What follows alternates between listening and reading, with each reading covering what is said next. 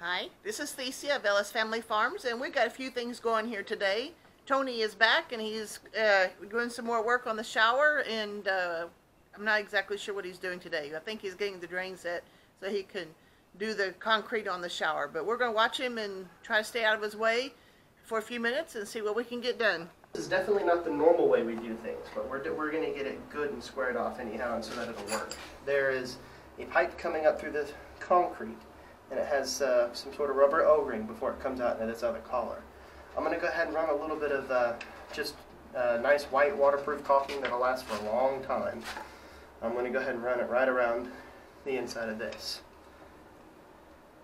And the cool part about caulking, if you don't use silicone caulk, is if you have a wet finger, it doesn't stick to you. And that's nice because silicone caulking sticks to everything. And while that sounds like a great thing, it's not. Wet finger. Good. Probably need a little bit more in there. Yep, on that side. Yep. Now once it dries, of course, the water will run right off of it. But while it's wet, it doesn't stick to water.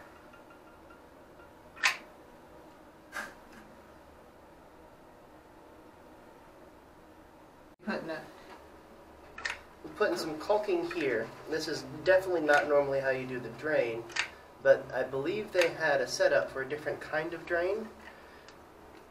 That's not going to work in a floor where you have to put in a shower pan, which is what we're preparing to do. We'll get that next tomorrow. But yeah, this drain and this whole room was put in 2007, and so whatever plumbing was with it is long gone. And so this is not making the best seal, but I will come back and double seal it here in a minute. So just kind of making a spot to set my drain cover on. Not drain cover, drain collar, excuse me.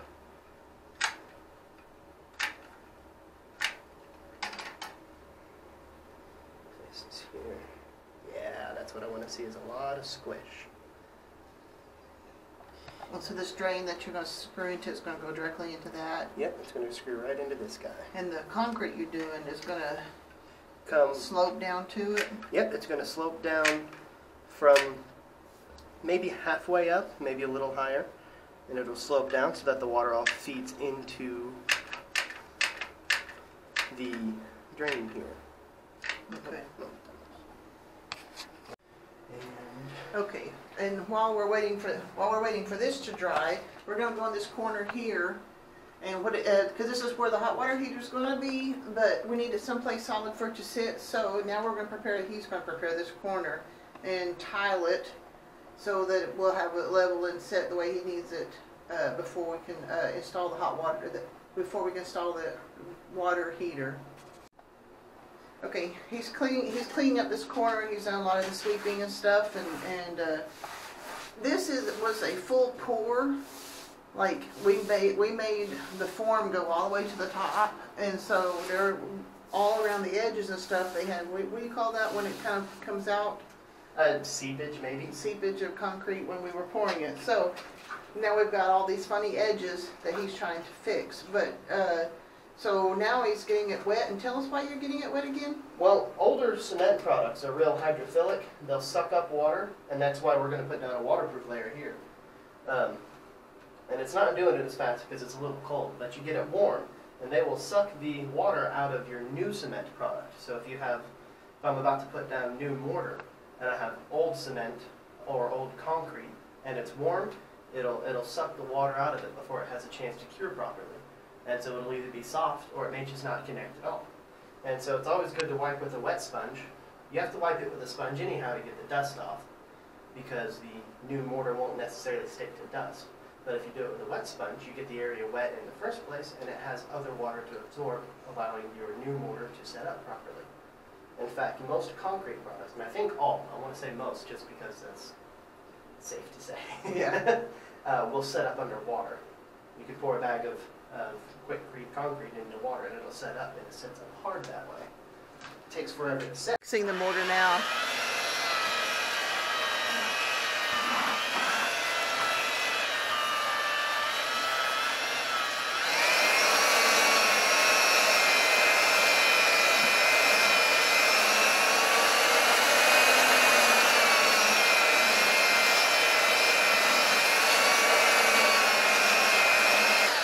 Sounds bad, but the only good way to tell if your mortar is ready is you have your water bucket standing by.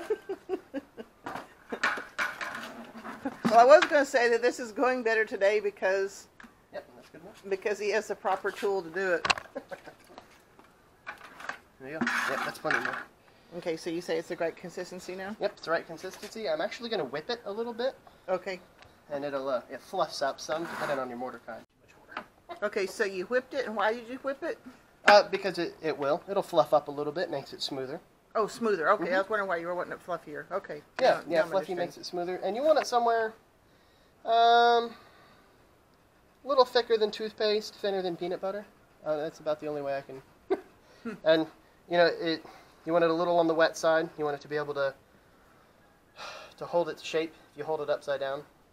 It's not as important on floors, but on walls, it helps hold the tile together. So it doesn't slide down the wall? That's it. Okay. So you got a what do you call that, mortar? Trowel. A trowel with the bigger teeth on it, and that's for the Bigger tiles. bigger floor tiles. And he's got another one here that he's going to use later on. That's probably going to be going directly into the shower part because they were so much smaller tiles. So now he's tiling it on there. Yep, you want to hold it at a 45 to the tile. And you can either have them all going one direction or all out from the center. What you need to avoid is making an air pocket like I did just right here. But that way, if you press down, the air always has a place to escape. Oh, If you have an air pocket, you'll end up with a hollow tile that will not be near as tough and prone to breaking. yeah, prone to. And if you use the right size trowel, leveling is quite easy at that point. If you use the wrong size trowel, it's very hard to get it level. It's either too much, so it wants to float and squish the wrong way, or not enough, so you won't be able to build up on one side or another. Okay, the poor guy's got several things he's got going against him here. The wall apparently bows out on that side, and nothing's square in here. And so now he's trying to put a square tile down in there. But you know what? This is where the hot water heater's going to sit, so we just don't care. As long as it's got the spacing it needs to get the plumbing right.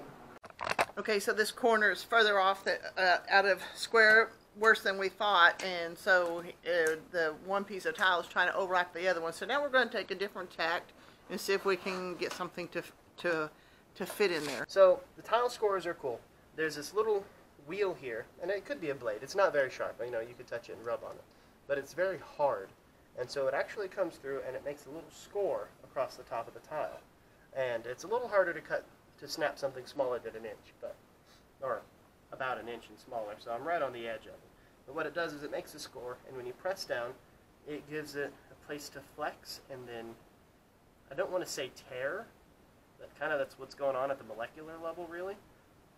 But it gives it a place to flex and snap and break. Okay. So, scratch it first. Yep, scratch it first. Up over that edge. Oh. There you go. Come on, sweetheart. Hey! And there we go. So he trimmed it off the edge of it. That's cool. That works real well. Okay, so you've said a couple of times that this tile is going to be under other tiles. And why is that? Well, when I get the floor done and we get the inside of the shower pan poured, I'm going to take several of these tiles and make a curb with them, cut them in sections and make a curb. And then here is going to be a piece. So there's going to be a piece, obviously not full length, but stuck to the outside of the curb to make it nice looking. So this edge will be under the other one. Oh, gotcha. I understand now. Okay.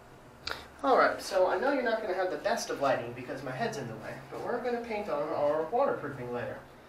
The brand that I'm using is Hydro Barrier, and it's a Litacrete brand, and it's really cool stuff. And it goes on basically like paint. It's a little bit different, but not too much. It's been sitting for a bit, so I give it a little bit of a swirl. Don't need to go overboard with it, but get a good dip in your brush. You just come on and paint it on. And I don't know if you can see, I think I got it pointed right. After you scoop that, you paint and paint. And it's interesting, it makes a very, very waterproof layer when it's all done. And we'll need 2 layers for this, so I think Mom's going to come in and do it later. But you just paint it on until you don't see any concrete divots in it anymore, which is alright. That comes on like paint. And in, depending on heat and humidity and stuff like that, in an hour or a couple hours maybe, it will change color, and that's how you know it's dry. This will go from this light blue to a darker blue. And once it turns to dark blue, that's waterproof. So you got to make sure that you get in all of the corners, get in all of these spots here. If you glue it on a little bit, that's fine. It'll just take a little longer to dry. You don't have to be real careful with it. Just make sure you get all these little holes and stuff, and you don't have to fill. It'll bridge the gap some. Like that one, I'll have to fill because it's a big hole. But,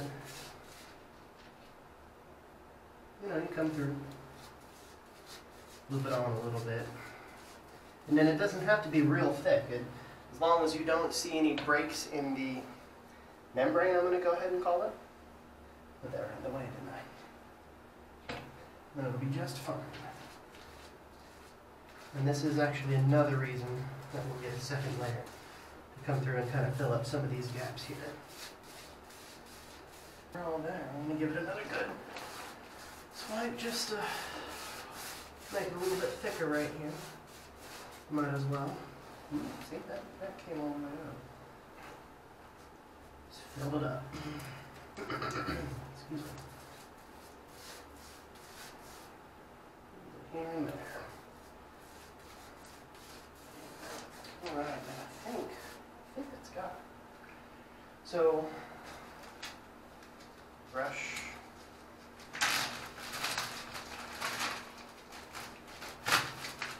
In bag. Zip the bag most of the way. Probably out of your range, but seal that brush in as good as you can, and it should be soft next time.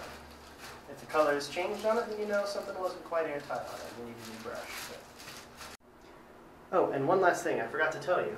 I had a little bit of extra mortar left over, so I went to go and fill this channel up a little bit with mortar, just to make it a little bit smoother.